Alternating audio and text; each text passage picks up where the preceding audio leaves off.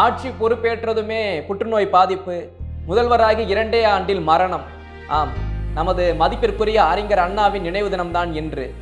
அந்த ஆசான் 5 அடி உயரத்திலே இருந்து கொண்டு அகல பாரதத்தையும் மிரட்டி விட்டான் என்றால் அதில் எந்த ஒரு சந்தேகமும் கிடையாது.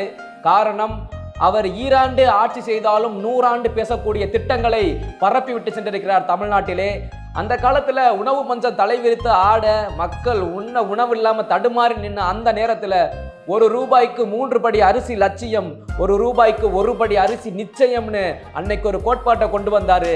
அன்றைய அவருடைய அரசியல் தான் இன்னைக்கு பல அரசியல் திட்டங்களுக்கு அச்சாணியாக அமைந்தது. அது மட்டும் இல்லாம வீடு இல்லாத பல பேருக்கு வீடு, நில சீர்திருத்தங்கள், ஆட்சியின் முக்கிய மொழிப்பாதையாக இருமொழி கொள்கை, இவையெல்லாம் அறிஞர் அண்ணா அன்று கண்ட கனவு.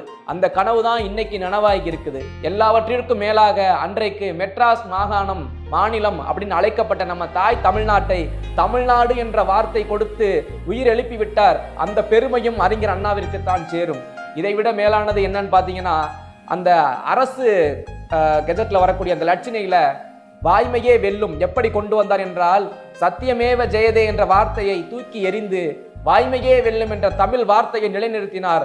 அவரின் வரலாற்றில் அசைக்க முடியாத 2 வார்த்தைகள் அண்ணாவின் வார்த்தைகள். ஒருமுறை அண்ணா அவர்கள் மேடையிலே பேசிக் கொண்டிருக்கும் போது சொல்லியிருக்கிறார், இந்த அண்ணாதுரையை எளிதில் ஆட்சியை விட்டு அகற்றிவிடலாம் என்று பல பேர் பேசுகிறார்கள். நான் ஒன்றும் அகற்ற முடியாது என்ற அகம்பாவத்தோடு பேசுபவன் கிடையாது. கண்டிப்பாக உங்களால் முடியும். இந்த அண்ணாதுரையை ஆட்சி அரியணையிலிருந்து அகற்ற முடியும். அப்படி அகற்றிவிட்டு அந்த அரியணைக்கு இன்னொருவர் வருவார். வந்துவிட்டு அண்ணாதுரையின் திட்டங்களை நீக்க வேண்டும் என்று எண்ணும் போதே மக்கள் வெகுண்டு எழுவார்களே என்ற ஒரு அச்சம் பிறக்கும் அல்லவா? அந்த அச்சம் போதும், எவர் இங்கு ஆட்சி செய்தாலும் அது அண்ணாதுரையின் ஆட்சி என்று அப்போதே கூக்குரல் இட்டார். அந்த குரல் இன்று வரை ஒலித்துக் கொண்டிருக்கிறது தமிழகத்திலே. யார் வேண்டுமானாலும் வரலாம். அண்ணா என்ற 3 எழுத்தை மீறி ஒருபோதும் ஒருவனாலும் இங்கே தலை தூக்க முடியாது என்பது அவர் அன்றே கணித்திருக்கிறார்.